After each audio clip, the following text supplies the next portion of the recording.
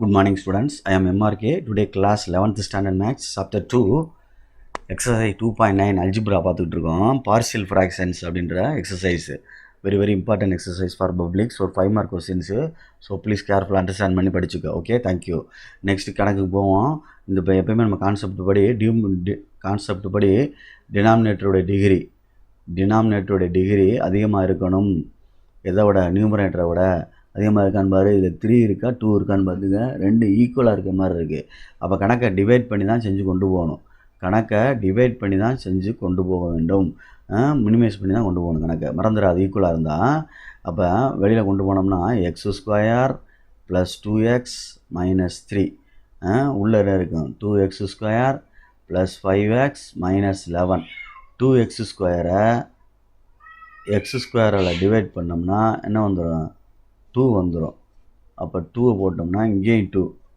அப்போ 3 2s are 6 அந்த மாதிரி மல்டிப்ளை பண்ணுறேன். 2x², 2 2s are 4x, 3 2s are 6, இது 11. மறந்துடாத. அப்படியே கரெக்ட் பண்ணி சைனை சேஞ்ச் பண்ணுறேன். அப்படின்னா என்ன ஆகும் அப்படின்னு பாரு. இதை அடிச்சிடலாம். வெறும் x வருது, -5 வருது. ஓகே, அது ஒரு கான்செப்ட் சொன்னேன்ல, q + r/d அப்படின்னு சொன்னேன். இந்த மாதிரி பிரித்து எழுதணும் கணக்கை இந்த இடத்துல. சரியா? q என்ன இருக்குது? இது கோசன்ட் வந்து 2. சரிங்களா? ப்ளஸ் ரிமைண்டர் என்ன இருக்குது? x - 5 divided by x² + 2x - 3 divisor. Right. இப்போ இந்த கணக்கை எடுத்துக்கோ. இந்த கணக்கை ஃபேக்டரைஸ் பண்ணுற மாதிரி கொண்டு வா. 2 + x - 5 ஃபேக்டரைஸ் பண்ணால் என்ன வரும் அப்படின்னு சொல்லி ஃபேக்டர் பண்ணி பாரு. ஃபேக்டர் பண்ணி பார்த்தா என்ன கிடைக்கும்? 1 3 is 3. 1 3 is 3. என்ன 3? -3 வரணும். ஆனால் +2 வரணும். அப்போ எங்கிட்டு மைனஸ் போட அப்படின்னு பார்த்துக்கோ. சரியா அப்படின்னு பாரு. இப்போ இதை வந்து நான் கணக்கை எடுத்துகிட்டு வரேன். இந்த கணக்கை பிரிக்க போகிறேன். இது தனியாக வச்சுக்க. அப்படியே இது கணக்கோட சேர்ந்தது தான். அதுக்கப்புறம் இதை கண்டினியூ பண்ணுற மாதிரி. இதை முதல்ல மேலே எழுதிடணும். அப்புறம் இந்த சம்மை எழுதி பின்னாடி கீழே வந்துக்கிட்டே இருக்கணும். ஓகேயா? மறந்துடா. சைடில் செஞ்சு எழுதிட்டாலும் சரி தான். ஓகே, ஆனால் அது இம்பார்ட்டன்ட். இது எழுதி தான் ஆகணும். டிவைடை. Okay, good. அப்போ x - 5. சரிங்களா? ஃபேக்டரை பிரிக்கிறேன். x - 1 x + 3.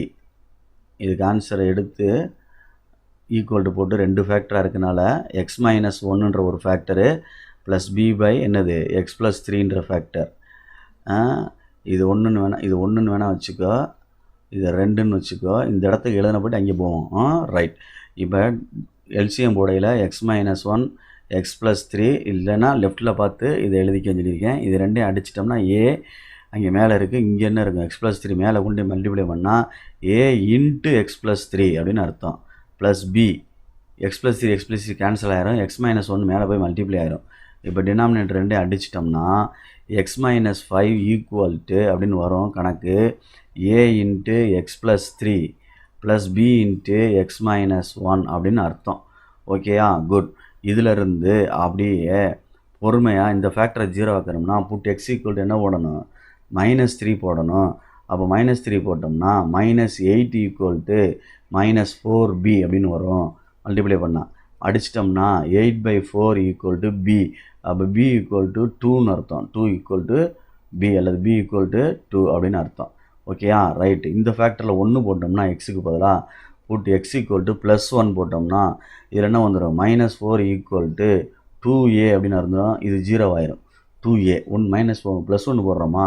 +1 போட்டால் 4 வந்துடும். +1 போட்டால் என்ன ஆயிரும்?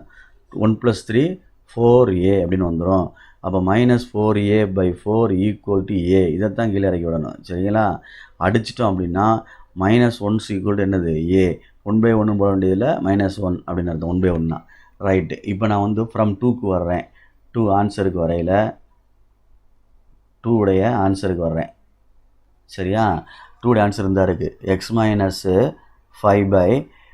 - 1 x + 3 ஈக்குவல்ட்டு a வந்து -1/x - 1 ப்ளஸ் b/2/x + 3 அப்படின்னு அர்த்தம். இதை கொண்டே ஃப்ரம் 1ல் கொண்டே போட போகிறேன்.